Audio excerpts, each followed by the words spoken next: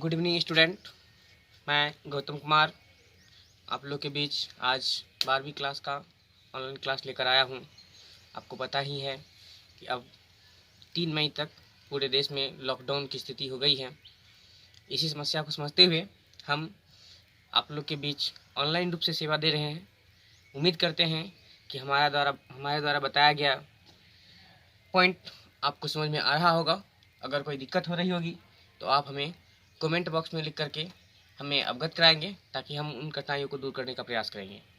और मैं आपसे एक रिक्वेस्ट भी करूंगा कि आप मेरे यूट्यूब चैनल को लाइक, शेयर और सब्सक्राइब कर देंगे, ताकि जल्द से जल्द मेरे द्वारा बताया गया वीडियो आप तक पहुंच सके। चलिए हम आज के बिंदु पॉइंट की ओर चलते हैं। सबसे पहले हम हड़प्पा सभ्यता में हैं।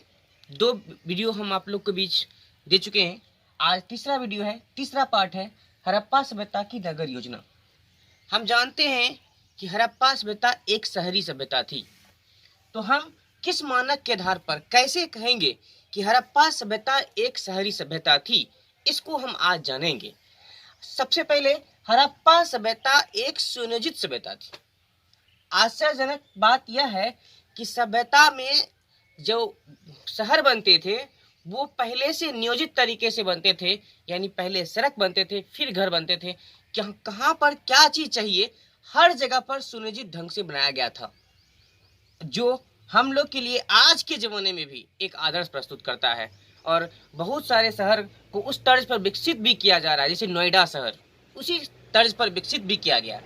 सबसे पहला जो मेरा बिंदु है, नगर योजना में सड़क व्यवस्था। हड़प्पा सभ्यता की सड़क कैसी थी? तो सड़क में 3-4 पॉइंट है, हम बताते हैं। सबसे पहला बात, हड़प्पा सभ्यता की सड़कें काफी चौड़ी होती थी और हड़प्पा में बैलगाड़ी से परिवहन कार्य होता था। तो हड़प्पा सभ्यता की जो मुख्य सड़क होती थी वह 9.15 मीटर तक चौड़ी होती थी, जबकि अन्य सड़क 2.75 से 3.66 मीटर तक चौड़ी होती थी। सबसे बड़ी खासियत है कि आज के जमाने की तरह नहीं हम जो टेढ़ी मेढ़ी सड़कों पर चलते हैं। हड़प्पा सभ्यता में बिल्कुल सड़कें एक दूसरे को समकोण पर काटती थी। यानी सड़क में सबसे पहला पॉइंट क्या, सड़क एक दूसरे को समकोण पर काटती थी। सबसे पहला खासियत इस तरह से कुछ, यानी हड़प्पा सभ्यता की सड़कें बिल्कुल सीधी होती थी और एक दूसरे को समकोण पर काटती थी। हड़प्पा सभ्यता में भी जैसे हम लोग के यहाँ मेन सड़क होता है, फिर गली सड़क होता है, फिर जिला सड़क होता है, ठीक उसी प्रकार से हड़प्पा सभ्यता में भी मुख्य रूप से 3 तरह के सड़क थे। तो तीनों तरह के सड़क के बारे में हम वहां के गाड़ी के हिसाब से बताते हैं कि कितना गाड़ी आ जा सकता था। हम पहले बता चुके थे कि हड़प्पा सभ्यता में कुबर वाले बैल से परिवहन कार्य होता था और बैलगाड़ी चलता था। मुख्य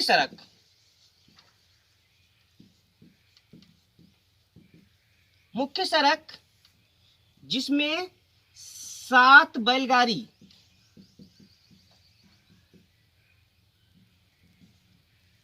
का परिवहन होता था। 4 बैलगाड़ी इधर से आ रहा है तो 3 बैलगाड़ी इधर से आ रहा है, इस तरह से इतना चौड़ा होता था। और हम पहले बता चुके हैं 9.15 मीटर तक चौड़ा होता था। मध्यम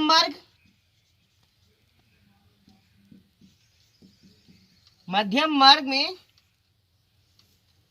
4 बैलगाड़ी आ जा सकता था। और जो गली सड़क होता था तीसरा,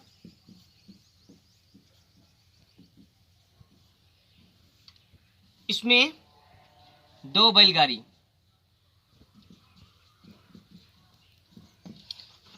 यानी कि मुख्य मार्ग में 7 बैलगाड़ी का आवागमन हो सकता था, मध्यम मार्ग में 4 बैलगाड़ी का हो सकता था, गली सड़क में 2 बैलगाड़ी का हो सकता था। सड़क के अंतर्गत 2-3 मुख्य बातें जाने। एक तो मुख्य सड़क 9.15 मीटर तक चौड़ा होता था, अन्य सड़क 2.75 से 3.66 मीटर तक चौड़ा होता था। उसके बाद सड़कें एक दूसरे को समकोण पर काटती थी। सड़क में मुख्य सड़क पर 7 बैलगाड़ी आ जा सकता था, मध्यम मार्ग पे 4 बैलगाड़ी आ जा सकता था और गली सड़क पर 2 बैलगाड़ी आसानी से आ जा सकता था।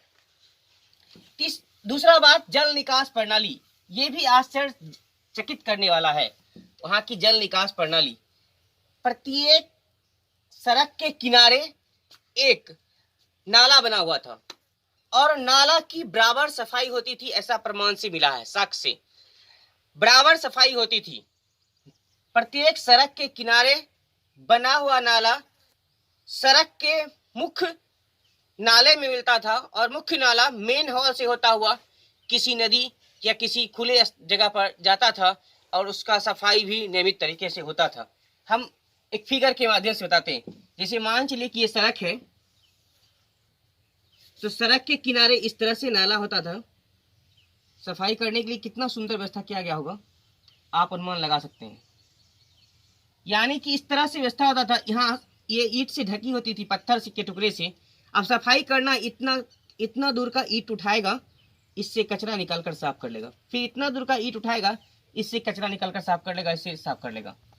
अब जैसे हमने आपको बताया कि सड़कें सीधी थी, ठीक उसी तरह से ये नाला भी उसकी तरह से सीधी थी और नाला मेन हॉल होते हुए शहर की किसी बाहरी जगह पे जाके गिरती थी। ये था आपका जल निकास प्रणाली। तीसरा जो बिंदु है वो स्नानागार। मोहनजोदड़ो में प्राप्त जो स्नानागार मिला है वो अपने आप में एक आश्चर्यचकित है। स्नानागार के चारों ओर चबूतरा बना हुआ था, उसके नीचे फर्शिंग की हुई थी। उसके स्नानागार के जस्ट बगल में एक मंदिर का प्रमाण मिला है। स्नानागार के जस्ट बगल में एक हवन कुंड का प्रमाण मिला है। स्नानागार के जस्ट बगल में ईंट से घिरे हुए कुछ घर का प्रमाण मिला है। इससे अनुमान लगा सकते हैं कि वहां पर निश्चित रूप से वो लोग किसी बृहद आयोजन पर वहां पर स्नान करने आते हैं और बहुत बड़ी स्नानागार मिली है। यूं फिगर हम बना सकते हैं, तो बनाइए इस तरह से स्नानागार। मानिए ये फर्शिंग की हुई है, फिर इसके ऊपर सीढ़ी,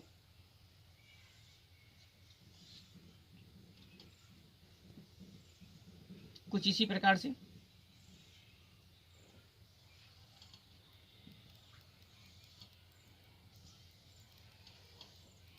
इस प्रकार से थी। उसके बाद हवन कुंड मिला है। हवन कुंड के इस ओर खुला हुआ घर मिला है।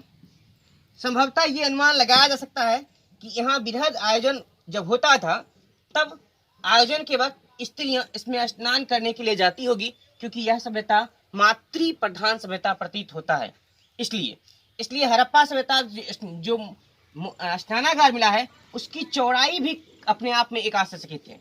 39 फीट लंबा, 23 फीट चौड़ा और 8 फुट गहरा ये स्नानागार का है और ये प्राप्त मोहनजोदड़ो से हुआ है, जिसको कि हम मृतकों का टीला भी कहते हैं। मोहनजोदड़ो को मृतकों का टीला भी कहते हैं। अन्नागार, हम लोग अपने घरों में अनाज को स्टॉक करते हैं। सरकार एफसीआई की गोदाम में अनाज को स्टॉक करती है। आपको पता ही है कि कोरोना संकट में हम लोग को जो अनाज भी मिल रहा है अधिकांश परिवार में, वो एफसीआई के गोदाम से आती है। तो उस जमाने के लोग आज से 4000 साल पहले संभवतः किस तरह से अनाज रखते थे, इसका प्रमाण जो मिला है वो भी मोहनजोदड़ो से ही मिला है। और अन्नागार इस तरह से थी, 2 कतार थी। मान चलिए इधर बीच में आसानी से 2 बैलगाड़ी आ जा सके, इतना जगह छोड़ा हुआ रहता था। और 6 कोठी, 1 2 3 4 5 6, 1 2 1 2 3 4 5 6, 6 कोठी दोनों ओर बनी हुई थी। और इस कोठी में अनाज का स्टॉक कर लिया जाता था। और कोठी को इस तरह से बनाया जाता था ताकि दीमक या चूहा का प्रकोप उस पर ना हो, और उस तरह से बनाया जाता था। और कहता है कि अन्नागार की जो चौड़ाई और लंबाई मिली है वो 45.75 मीटर इसकी लंबाई है और 22.86 मीटर इसकी चौड़ाई है। तो आप इससे अनुमान लगा ही सकते हैं कि किस तरह से वहां का अन्नागार था। दो तरफ 2 रो में 6 कोठी इधर, 6 कोठी इधर, 12 कोठी और 12 कोठी में अनाज का स्टॉक किया जाता था। इसका प्रमाण भी हमें मोहनजोदड़ो से ही मिला है। अब ईंट, 3 प्रकार की ईंटें मिली है मोहनजोदड़ो से। ईंट, एक सीधी ईंट मिली है,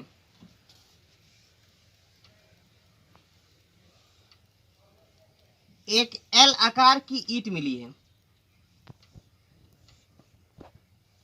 और तीसरा एक घुमावदार ईंट मिली है।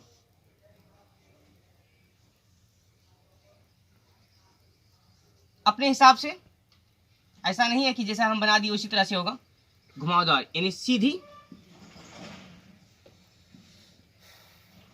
एल आकार का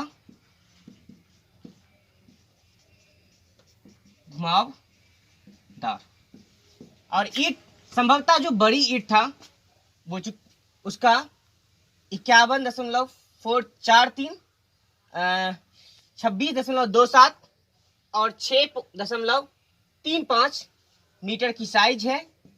उसके बाद सामान्य ईंट जो होती थी वो 27.94 इंटू 13.97 इंटू 6.35 की साइज में सामान्य ईंट हुआ करती थी। यानी ये था आपका सिंधु घाटी सभ्यता का नगर नियोजन। हमने देखा कि सिंधु घाटी सभ्यता में सड़क कैसी थी, जल निकास की व्यवस्था कैसी थी, स्नानागार कैसा था, ईंट कैसी थी, अन्नागार कैसा था। हम 5 बिंदु जाने। आपके बोर्ड एग्जाम के लिए ये बहुत ही इंपॉर्टेंट पॉइंट है। परीक्षा में क्वेश्चन आता है कि सिंधु घाटी सभ्यता के नगर नियोजन को लिखें, या सिंधु घाटी सभ्यता एक नगरीय सभ्यता थी कैसे, उसको लिखें। तो आप इसको बड़ी बारीकी से इसी तरह से ग्राफिक रूप में लिखेंगे तो शायद ज्यादा नंबर आएगा। आपसे उम्मीद है कि आप निश्चित रूप से इस बात को समझ लेंगे और नोट कर लेंगे। और मैं आज का जो बिंदु है इसी पर खत्म करता हूं। मिलेंगे अगले क्लास में, और मैं आपसे अनुरोध करूंगा कि आप मेरे चैनल को लाइक, शेयर और सब्सक्राइब करें। और अगर कुछ त्रुटि नजर आए तो कमेंट कर हमें जरूर बताएं, ताकि हम उस कठिनाई को दूर करने का प्रयास करेंगे। अगले वीडियो में हम अगले पार्ट में जो मिलेंगे वो अगला धार्मिक और सामाजिक जीवन में हम अगले पार्ट में मिलेंगे। धन्यवाद।